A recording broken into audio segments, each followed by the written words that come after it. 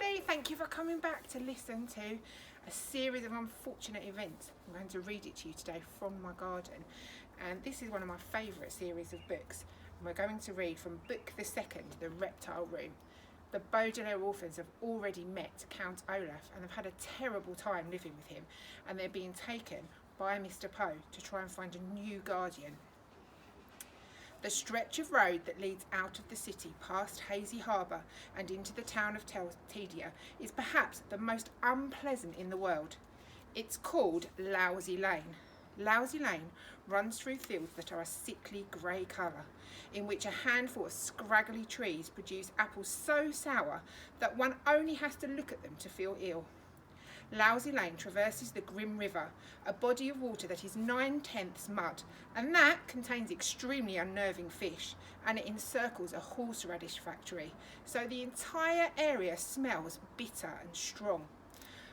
I am sorry to tell you that this story begins with the Baudelaire orphans travelling along this most displeasing road, and that from this moment on, the story just gets worse.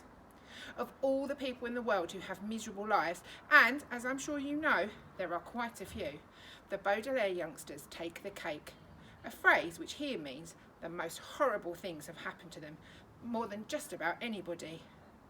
Their misfortune began with an enormous fire that destroyed their home and killed both their loving parents, which is enough sadness to last a lifetime.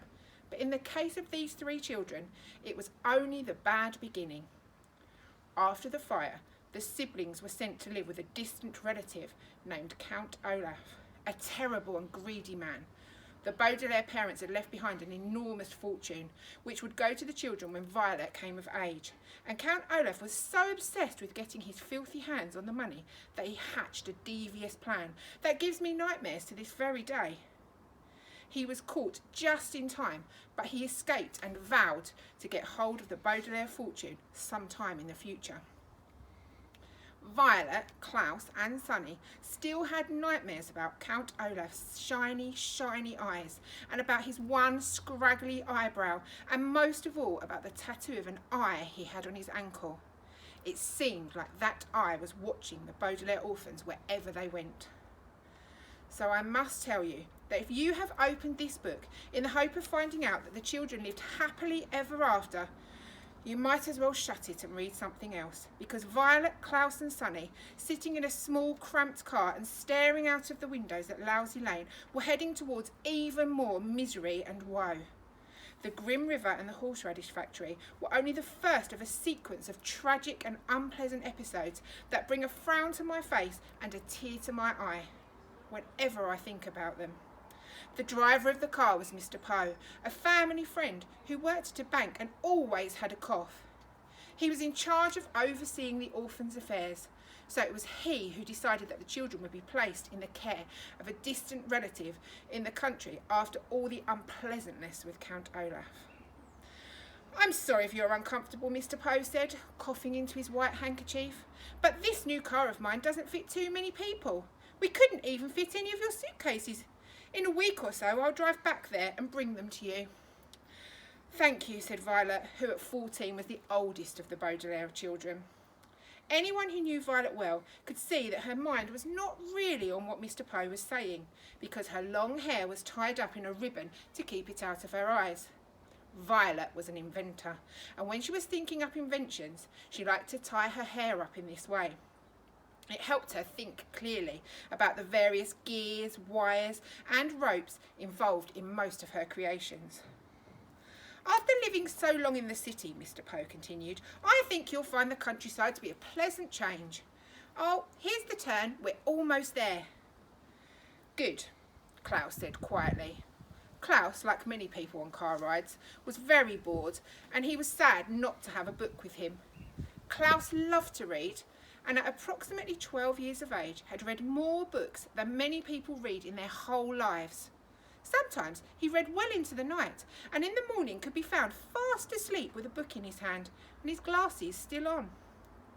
"I think you'll like Dr Montgomery too," Mr Poe said. "He has travelled a great deal, so he has plenty of stories to tell. I've heard his house is filled with things he's brought from all the places he's been to." "Bax!" Sonny shrieked. Sonny, the youngest of the Baudelaire orphans, often talked like this, as infants tend to do. In fact, besides biting things with her 4 very sharp teeth, speaking in fragments, that was how Sonny spent most of her life. It was often difficult to tell what she meant to say. At this moment, she probably meant something along the lines of, "I'm nervous about meeting a new relative." All 3 children were. "How exactly is Dr. Montgomery related to us?" Klaus asked. "Dr. Montgomery is, let me see, your late father's cousin's wife's brother. I think that's right. He's a scientist of some sort and receives a great deal of money from the government." As a banker, Mr. Poe is always interested in money. "What should we call him?" Klaus asked. "You should call him Dr. Montgomery," Mr. Poe replied, "unless he tells you to call him Montgomery. Both his first and last names are Montgomery, you see, so it doesn't really make much difference." "His name is Montgomery," Klaus said, smiling to himself. "Yes, and I'm sure he's very sensitive about it, so don't ridicule him," Mr. Poe said, coughing again into his handkerchief. "Ridicule means tease." Klaus sighed. "I know what ridicule means," he said. He did not add that of course he also knew not to make fun of someone's name. Occasionally people thought that because the orphans were unfortunate, they were also dim-witted. Violet sighed too and took the ribbon out of her hair.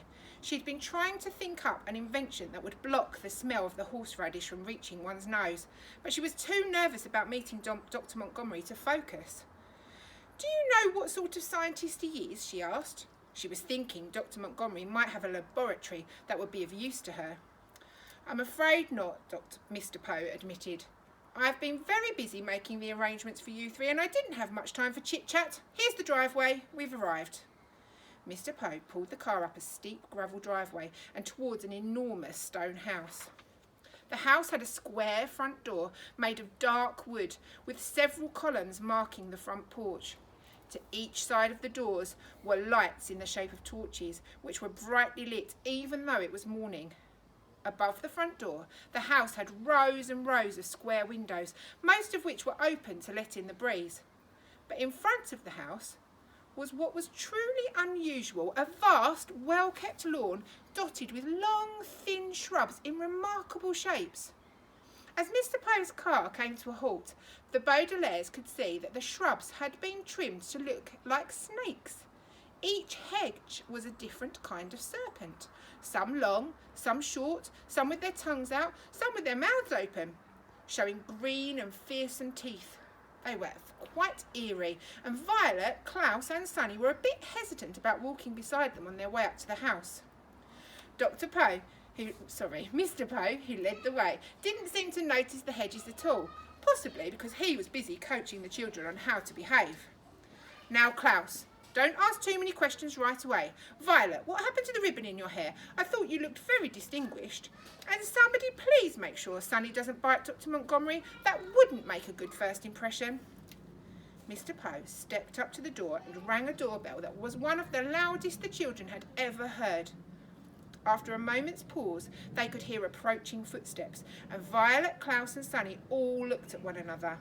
They had no way of knowing, of course, that very soon there would be more misfortune within their unlucky family, but they nevertheless felt uneasy. Would Dr. Montgomery be a kind person, they wondered? Would he at least be better than Count Olaf? Could he possibly be worse? The door creaked open slowly, and the Baudelaire orphans held their breath as they peered into the dark entryway. They saw a dark burgundy carpet that lay on the floor. They saw a stained glass fixture that dangled from the ceiling. They saw a large oil painting of 2 snakes entwined together that hung on the wall. But where was Dr. Montgomery? "Hello?" Mr. Poe called out. "Hello?" "Hello, hello, hello," a loud voice boomed out from behind the door, and there stepped a short, chubby man with a round face. "I'm your Uncle Monty, and this is really perfect timing. I've just finished making a coconut cream cake." So that chapter ends on a happy note, but we know that different things are coming. So if you want to come back next week and listen, I'll read you the next chapter and we'll see what happens next. Stay safe. See you soon. Bye.